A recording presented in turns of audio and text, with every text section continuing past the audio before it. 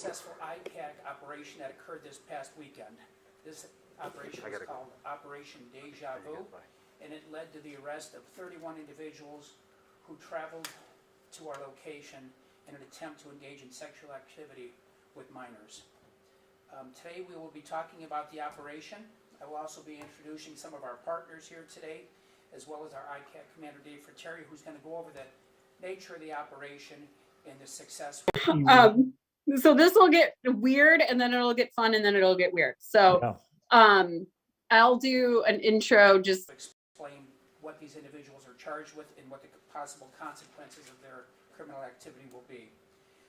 None of this would be successful though without the joint help of our partners in our ICAC unit. First and foremost, I have to personally thank the City of Newburgh Heights, the mayor and the chief there, who have been so welcome and gracious, Mayor Elkins and the chief as well, who have done every year assisted us in this effort. I also want to thank the U.S. Department of Homeland Security Investigation for their assistance, the U.S. Secret Service, the Federal Bureau of Investigation, the Ohio Attorney General's BCI unit, the Ohio Adult Parole Authority, the Cuyahoga County Sheriff's Office. Sheriff Chris Violin and his staff gave us a great assistance this past weekend, as well as the Austintown Police Department, the Fremont Police Department, the Cleveland Division of Police, as well as the Solon Police Department. Again, this past weekend we had 31 individuals arrested. Those individuals ranged in age from 20 to 80 years of age. They came from 5 different counties in an attempt to engage in sexual activities with minors. Most drove cars, but others rode bikes. Some came on public transportation, and some walked. Let me bring up our ICAC Commander Dave Frattare to get into the details of the operation. But again, I just want to stress to parents out there that it is critical that you monitor the activities of your children online, because there are predators out there every day seeking to exploit and abuse them. Dave?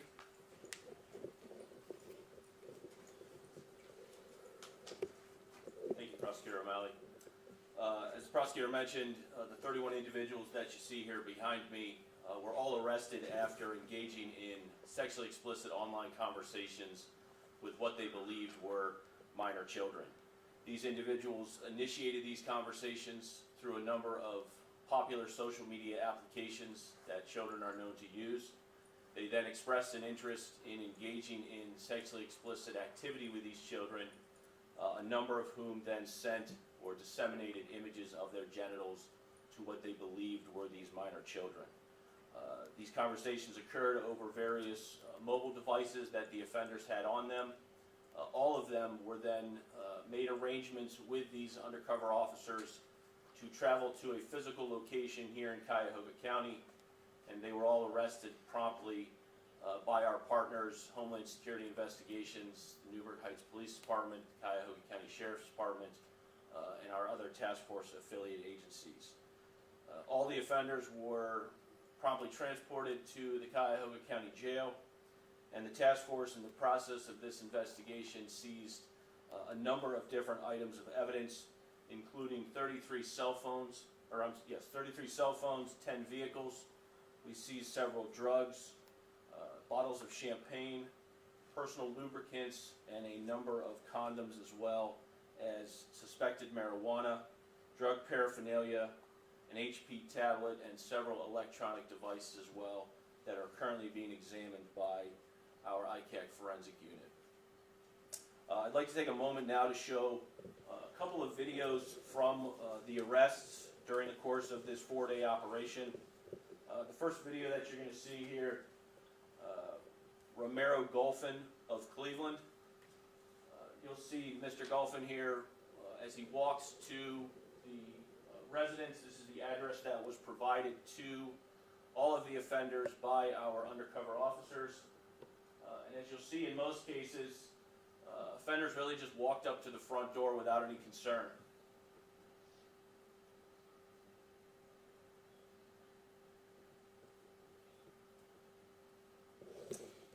Video number 2, this is defendant Michael Smith, also of Cleveland. You'll observe Mr. Smith's brazenness here as he walks right to the door of the house and enters without even knocking. We have a lot of offenders who feel very comfortable once they've been provided an address. They will then, just believing the child is home alone, enter the residence to attempt to engage in the activity that they expressed an interest in. And then finally, video 3, Jeremy Purpura of Middleburg Heights.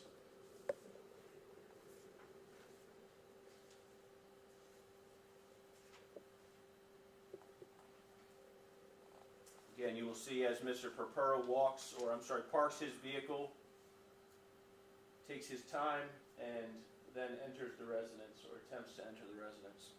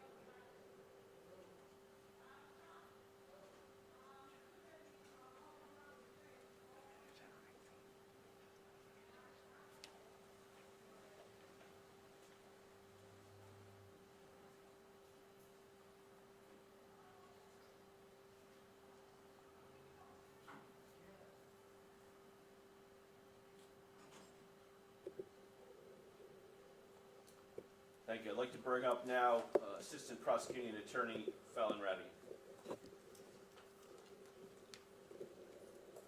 Thank you, Dave. Good morning, everyone. With regards to these individuals that were arrested on May 19th through May 22nd of 2021, they were 31 individuals that they did a variety of different crimes, and those crimes will be presented in different matters. With regards to these crimes, we know that the levels of felonies are between felonies of the 3rd degree and felonies of the 5th degree. The felonies of the 3rd degree hold a possible term of incarceration of up to 3 years in prison, and they would be classified as Tier 2 sex offenders, which means they would have to register for 25 years as a registered sex offender. With regards to those charges, we know that there are 31 individuals that will be charged with attempted unlawful sexual conduct with a minor. There will be 31 individuals that will be charged with importuning. There will be 31 individuals charged with possessing criminal tools. We have 4 individuals that will be charged with compelling prostitution. We have 2 individuals that will be charged with disseminating matter harmful to juveniles. And we have 1 individual that will be charged with carrying a concealed weapon, and 1 that will be charged with failure to comply. These charges will be presented to the Cuyahoga County Grand Jury, and if they are indicted, they would be arraigned, given a bond, and a lawyer will be given to them if they cannot afford one. Thank you. Chief?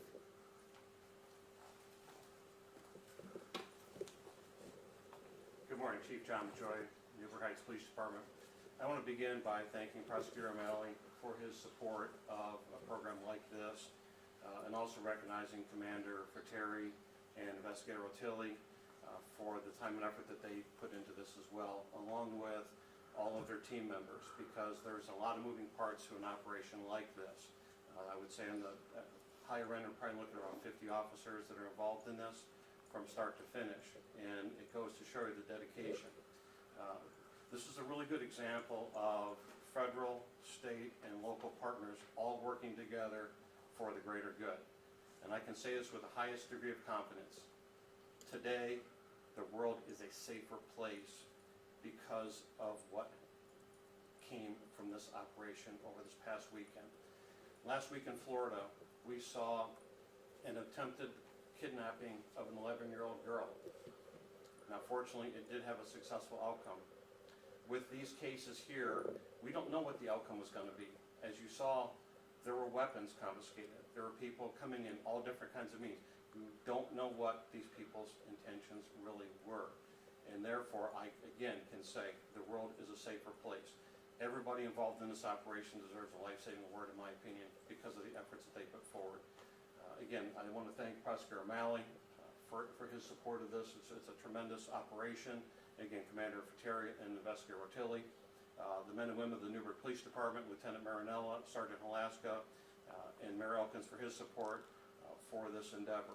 Again, this is a very big, successful operation. Again, thank you to our local, state, and federal partners for all that they did during this operation to make this a very good success. Thank you.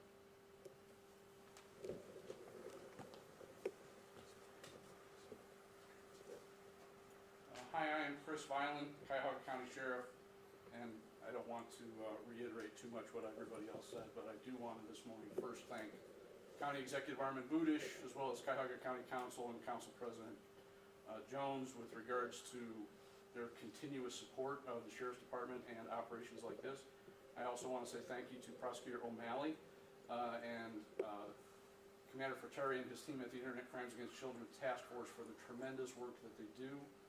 I want to make the point that the toll that this takes on the investigators because of what they have to see and participate in is so difficult for them to handle, so I want to keep them in our minds with great thanks. We're proud at the Sheriff's Department to have been able to support this task force since its inception through operations and investigations, including commissioning task force members as special deputies with the department. This has allowed us to be part of a network of over 375 law enforcement agencies who are dedicated to investigating and prosecuting internet crimes against children. Specifically in Operation Deja Vu this weekend, working through our Homeland Security Investigations Task Force partnership, our deputies assisted in the surveillance and apprehension roles, which resulted in the arrests of all of these suspects, each of whom were eventually housed here at the Cuyahoga County Jail. These offenders, please remember, all had the intent to engage in sexual relations with minors.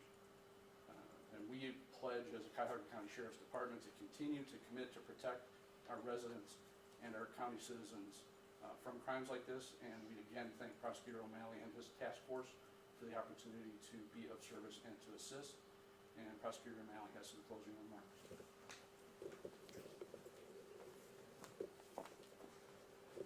Thank you, Sheriff Violin. Again, I want to personally thank to my staff who are members of the ICAC unit. You know, this couldn't have been as successful as it was without the hard work of that unit and the individuals and our chatters who sit on their computers hour after hours engaging in online conversations with these individuals.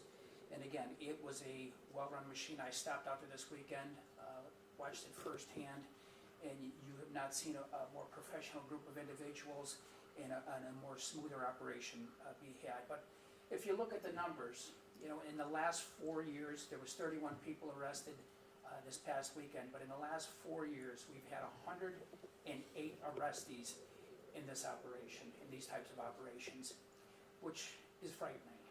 And I have no doubt if these type of operations were engaged in weekly, there would be no doubt in my mind we would have arrests every weekend.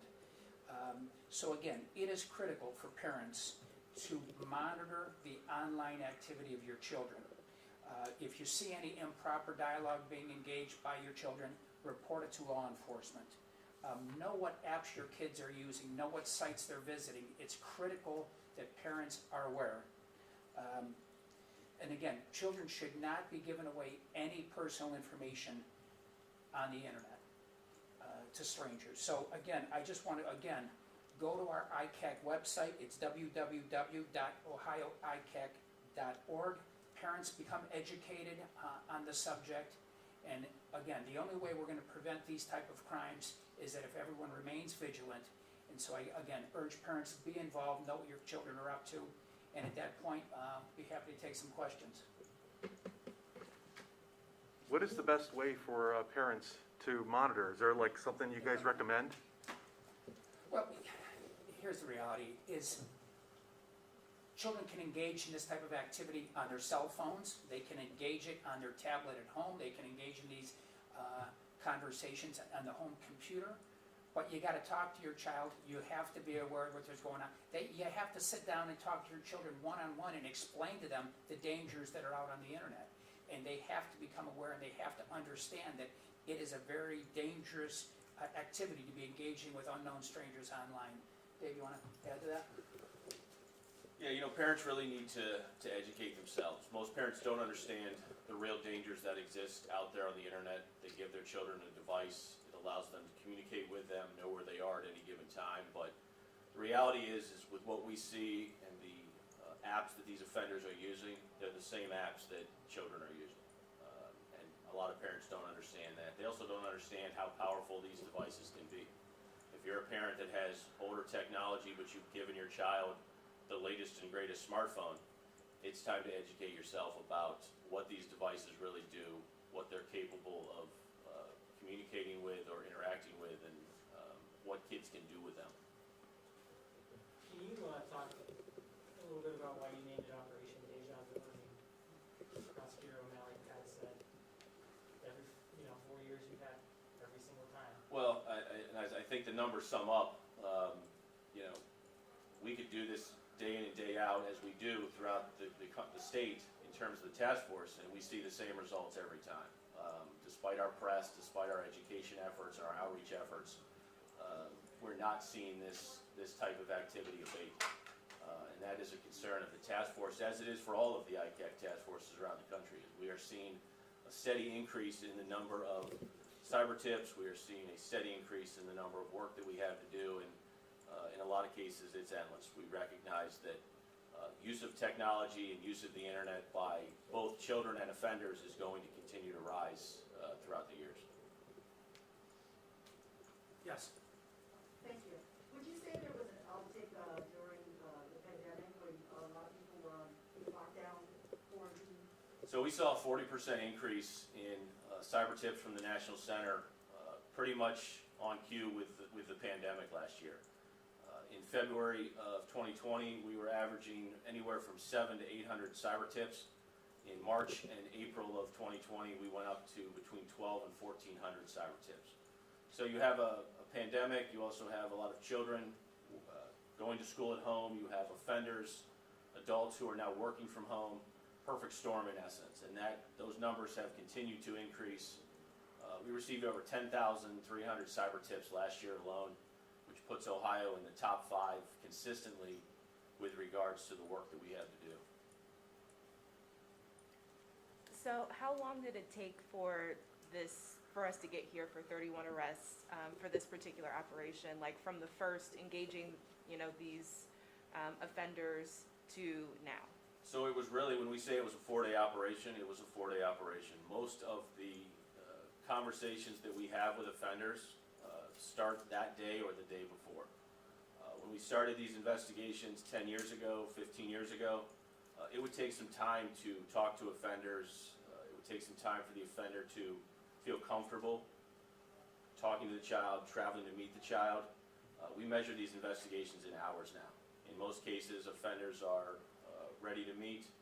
They've expressed what they want to do, and I believe in every case here, we initiated the conversation either that day or the day before we effected the arrest.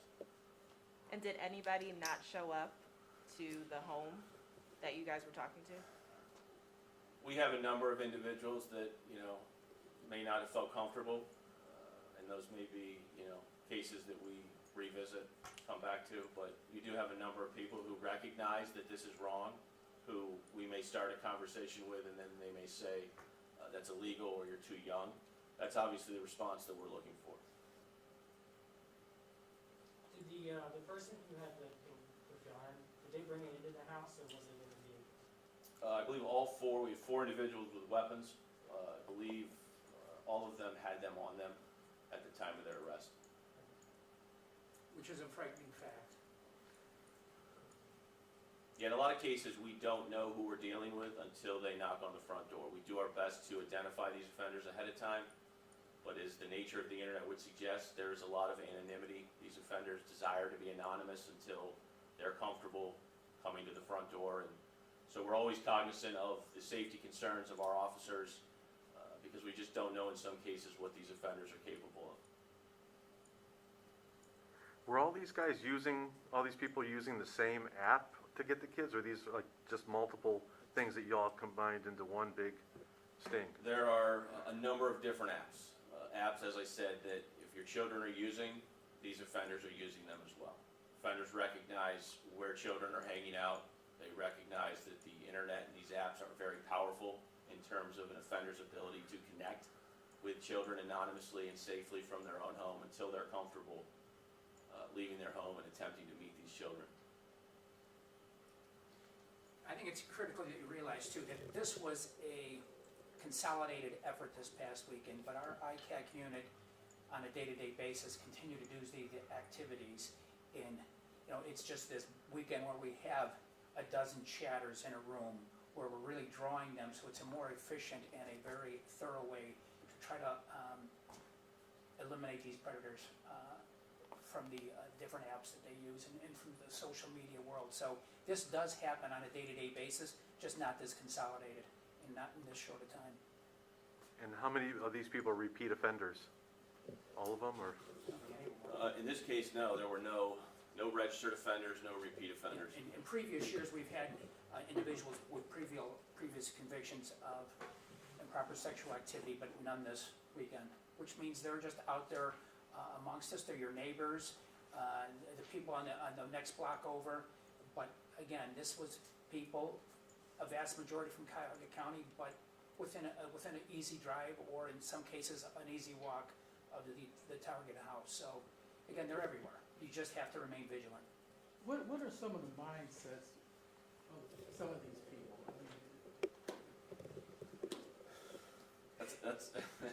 That's something we've wrestled with for years.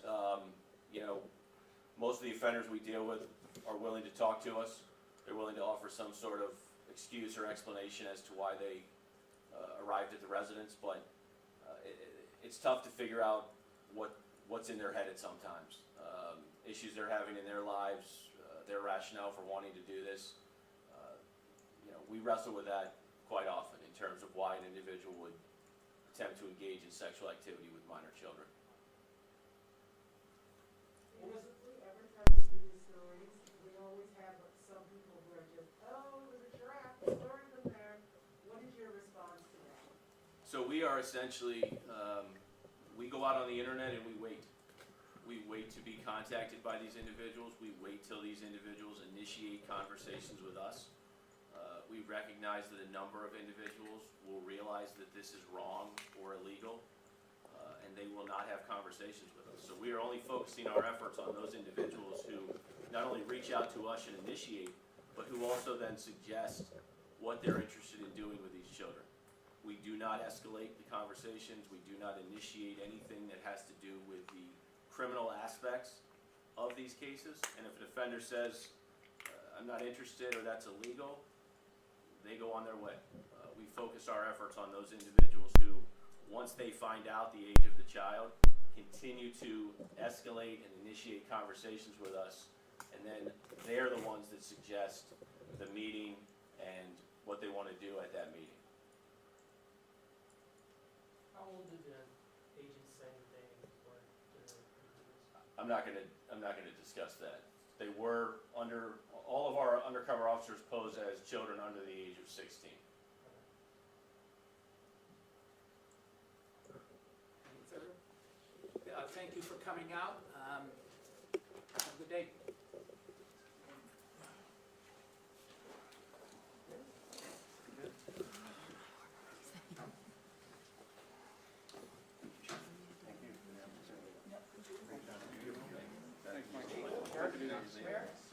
Thank you, guys. We will meet. Thank you. Thank you.